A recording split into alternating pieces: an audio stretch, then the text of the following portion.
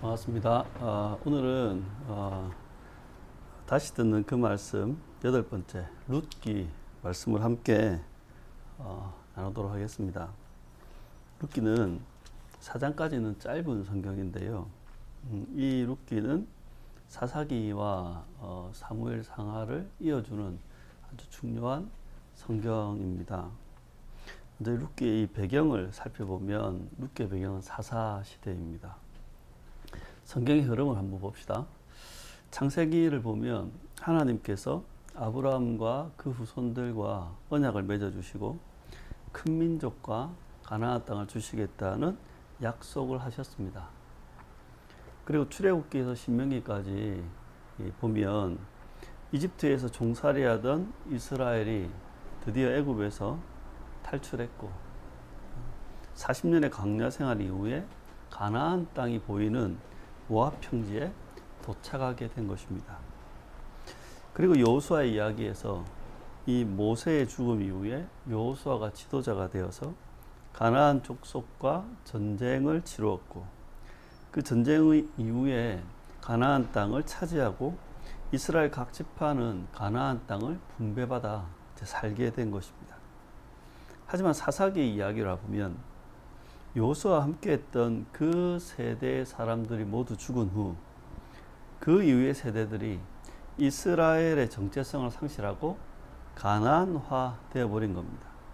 하나님의 언약을 저버리고 우상을 섬겼고 율법의 가치와 질서와 생활을 저버리고 가나안의 풍요와 쾌락을 쫓아 살았습니다.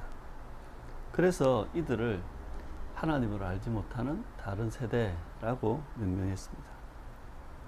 이렇게 율법과 언약을 저버린 이스라엘은 이방 민족의 침략과 약탈과 지배에 시달리며 살았습니다. 그렇게 이 과정을 7번이나 되는 이 사이클을 반복하면서 12명의 사사들이 등장하죠. 이 7번의 사이클을 보면 배도와 고통과 부르짖음과 사사의 등장과 하나님의 구원과 그리고 다시 배도의 사이클. 이 사사시대는 자기 소견에 옳은 대로 행하는 그 사람들, 그 사회의 갑들, 제사장, 레위인, 장로, 지도자, 백성들, 남자들, 이들의 이상한 결정과 행동으로 인해서 수많은 백성들, 여자들, 아이들, 약자들이 희생당하고 피해를 입었던 것입니다. 그렇게 공동체는 분열되었고 서로에 대한 불신만 쌓여가게 됩니다. 이스라엘 보면 그 어떤 대안도 그 어떤 희망도 찾아볼 수 없는 암흑의 시대가 되어버린 것입니다. 이런 암흑의 시대 속에 어떻게 찬란한 다윗 왕국이 탄생될 수 있었는가? 그게 바로 이 룻기의 주제입니다. 메시아 왕국의 모형인 이 다윗 왕국, 그 시작은 바로 유대 작은 산골 마을 베들레헴에서 시작이 됩니다. 룻기의 이야기를 보면 룻기의 시간적인 배경은 사사시대 중후반경, 장소적인 배경은 예루살렘 남서쪽에 위치한 베들레헴이라는 아주 작은 유대 산골 마을입니다. 총 넉 장으로 되어 있는데요.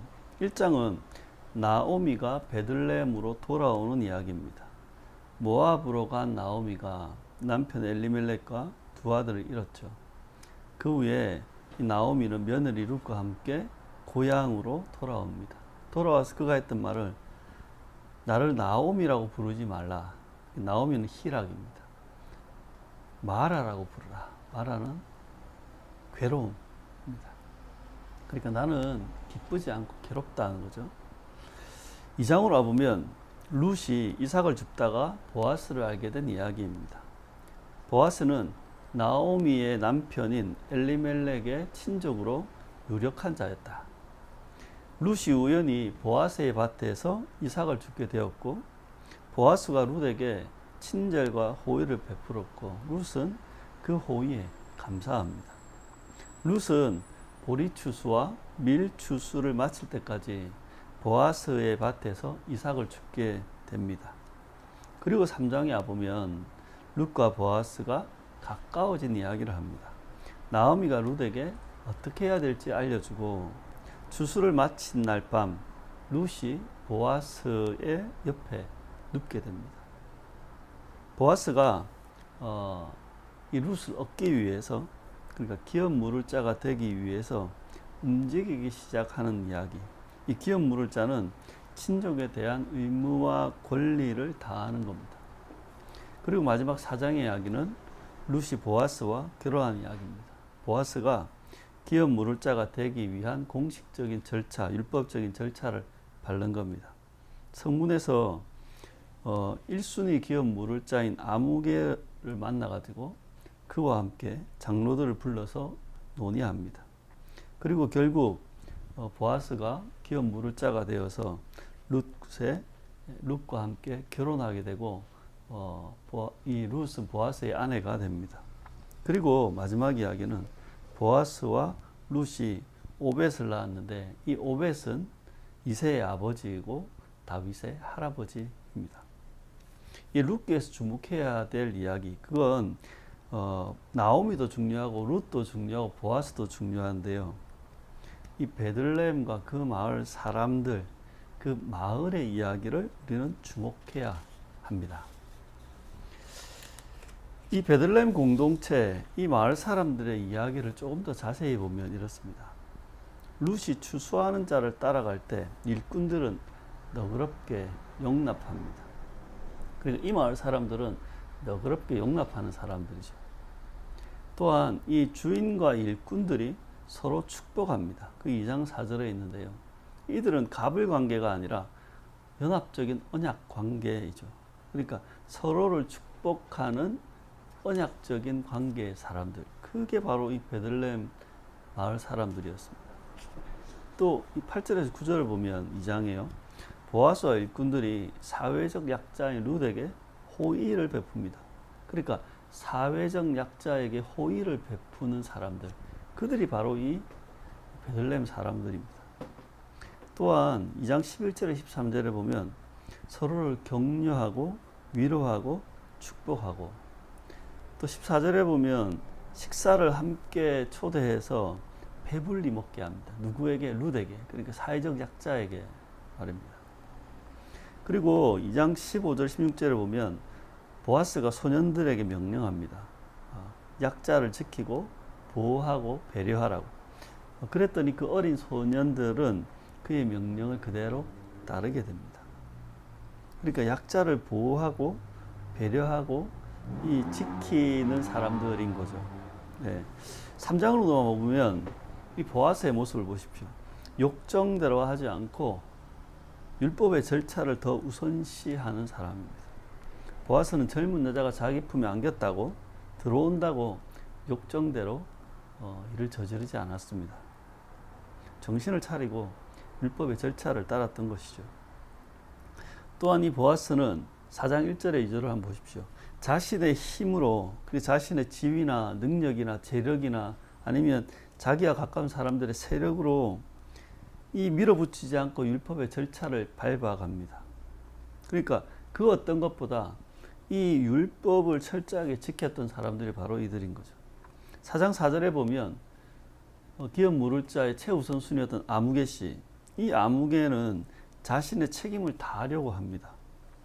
이 아무개는 자신이 책임을 다하려고 하지만 그 손해를 도저히 감당할 수 없어서 보아스에게 넘깁니다. 이 사람은 비겁한 사람이 아니라 자기 역량에서 최선을 다해서 도우려 했던 사람입니다.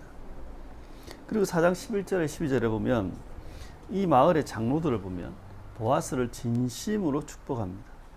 그러니까 이 베들레헴 사람들, 이 사람들은 뭔가 이 사사기의 다른 세대, 다른 동네 사람들이 살았던 삶의 방식과 너무 확연히 다른 겁니다. 예, 이 룻기만 보면 이것이 과연 사사시대가 맞는가 싶어요. 여러분, 사사시대 사람들은 풍요와 쾌락, 그리고 물질적 소유와 힘만을 쫓으면서 자기 소견에 오른 대로 살았는데 이 베들레헴 사람들은 달랐잖아요. 유다의 작은 산골 마을인 이 베들레헴에는 언약이 살아있고 율법이 살아있습니다. 이 베들레헴에는 은혜가 있고 긍휼이 있고 정의가 있고 용납이 있고 책임과 절제가 있고 위로와 축복이 있는 겁니다. 이 베들레헴에는 자기 소견, 자기 마음대로 사는 것이 아니라 공동체의 유익을 선택하고 타인의 유익을 선택하는 공동체성이 살아 있었던 것입니다. 여러분, 이 베들레헴 공동체가 가진 특별함, 그건요, 다윗 왕국의 탄생에는 바로 이 베들레헴 공동체가 있었다는 겁니다. 이스라엘을 새롭게 한 다윗 왕, 하나님 나라의 모델을 보여준 다윗 왕국과 이스라엘 공동체, 그게 사무엘서의 이야기죠. 사사시대 이후에 어떻게 이런 다윗 왕국이 세워질 수 있는가? 암흑의 시대에 어떻게 이런 다윗이라는 인물이 나올 수 있는가?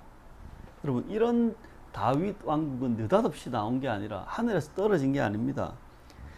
이런 다윗 왕국은 다윗이라고 하는 대단한 어떤 믿음의 사람, 어떤 그 다윗의 역량으로 만들어낸 게 아닙니다. 다윗을 키워낸 그 산골 마을, 그리고 그 산골 마을에서 자란 그 다윗과 그들의 신앙과 믿음을 쫓아 세워진 새로운 이스라엘 공동체. 그러니까 이 다윗 왕국을 탄생시킨 것은, 키워낸 것은 바로 이 작은 산골 마을 베들레헴 공동체였던 것입니다. 이 산골 마을 베들레헴 공동체는 자신들도 모르게 새로운 세상을 준비하고 있었던 것입니다. 성공 신화와 성장 시스템이 아닌 언약을 지키는 공동체. 물질적인 풍요와 소유 중심의 삶이 아니라 하나님의 말씀을 따르는 공동체. 쾌락이나 권력보다 공동체의 유익을 먼저 생각하는 사람들. 욕심과 욕정과 이익을 위해 타인을 이용하거나 파괴하지 않고 서로에게 신의를 지키며 서로를 용납하고 보호하며 책임을 다하는 사람들. 다윗은 바로 이런 베들레헴 공동체가 키워낸 사람입니다. 어느 나라의 유명한 속담 중에 한 아이를 키우기 위해서는 온 마을이 필요하다라는 속담이 있지 않습니까? 바로 이 다윗과 다윗 왕국은 이런 베들레헴 공동체의 산물이었던 것입니다. 그렇다면 이 이야기를 우리 시대로 한번 연결해보고 적용해 본다면 우리가 살아가는 이 세상, 여러분, 우리가 살아가는 이 세상도 사사시대와 참 비슷하고 오히려 더하지 않습니까? 좌표도 없고 기준도 없는 이 포스트 모더니즘에 물든 세상, 자기 소견에 옳은 대로 살아가는 사사시대와 같지 않습니까?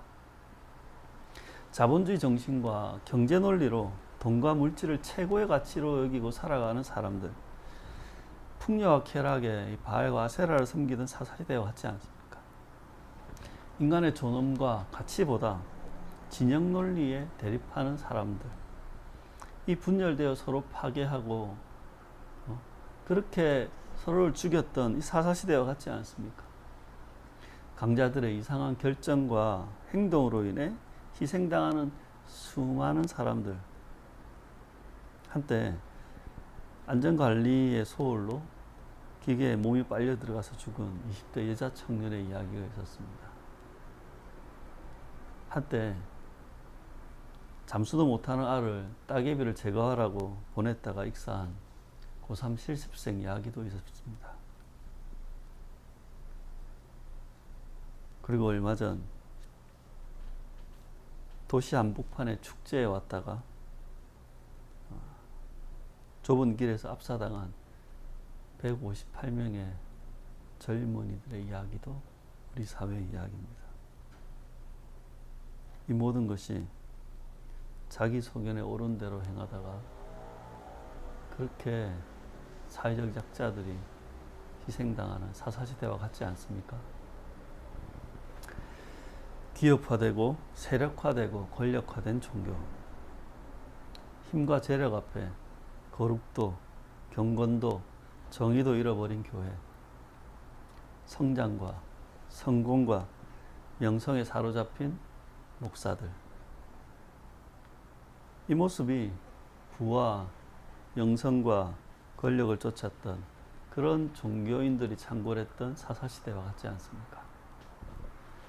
우리 사회, 우리 교회, 우리 기독교 공동체가 어디까지 추해지고 추락하고 망가질지 그것을 조차 짐작할 수 없을 만큼 우리 시대는 암흑 시대이고 어둠의 시대이고 사사 시대와 같은 게 아닌가. 이런 이상하고 이런 어려운 시대를 살아가는 우리의 사명, 그 사명은 바로 베들레헴 공동체를 세우는 것이고 베들레헴 공동체로 존재하는 것입니다. 우리는 그 옛날 유대 산골 마을의 그 작은 공동체에 주목해야 합니다. 우리가 사사시대와 같은 세상 속에서 필요한 교회로 존재하고 싶다면 말입니다. 우리를 통해 다음 세대들이 하나님 나라의 혜택을 누리게 하고 싶다면 우리는 이 유다 산골 마을의 작은 베들레헴 공동체를 주목해야 합니다. 불안의 시대 속에 소망의 새로운 시대를 준비했던 그 공동체, 절망의 시대 속에 언약의 다음 시대를 준비했던 그 공동체, 바로 그 공동체가 유다 산골 마을의 베들레헴 공동체이기 때문입니다. 우리가 이 시대, 이 사회의 산골 마을의 그 베들레헴 공동체로 존재해야 하는 겁니다. 여러분, 성장과 성공이 아니라 언약을 지키는 공동체가 되어야 됩니다. 물질적인 풍요가 아니라 그 자본주의적 소유가 아니라 하나님의 말씀을 기준으로 살아가는 공동체여야 합니다. 부와 명성과 힘과 쾌락의 원리가 아니라 하나님의 법을 실천하는 공동체가 되어야 됩니다. 욕심으로, 욕정으로 다른 사람들을 파괴하고 착취하고 이용하는 것이 아니라 서로에게 신의를 지키는 사람으로 서로를 용납하고 서로를 보호하고 서로에게 책임을 다하는 사람으로 그렇게 존재해야 되고 그렇게 살아야 하는 겁니다. 만약 그렇게 된다면 우리 자손들과 우리 후손들은 그 옛날 다윗 시대처럼 메시아 왕국, 하나님 나라를 경험하며 누리게 될 것입니다. 지금까지 없었던 그 새로운 세상, 그 세상을 그들은 경험할 수 있을 것입니다. 그러니 여러분 잊지 마십시오. 우리의 사명은 우리 교회를 베들레헴 공동체로 세우는 것이고 나 자신이 이 베들레헴의 마을 사람으로 존재하는 것이라는 걸 잊지 마시기 바랍니다. 그래서 위하는 교회 성도 여러분, 우리 교회를 이 시대의 베들레헴 공동체로 세워갑시다. 위하는 교회 성도 여러분, 우리가 베들레헴의 그 마을 사람으로 살아갑시다. 여러분이 그 마을에 살몬이 되어주시고 라합이 되어주십시오. 여러분이 그 마을에 보아스가 되어주시고 룻이 되어주십시오.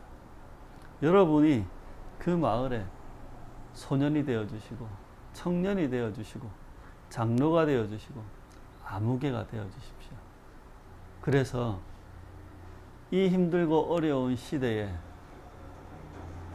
하나님의 언약과 하나님의 말씀과 그 공동체를 이어가는 귀한 사명의 사람으로 저와 여러분이 살아가길 진심으로 축원합니다.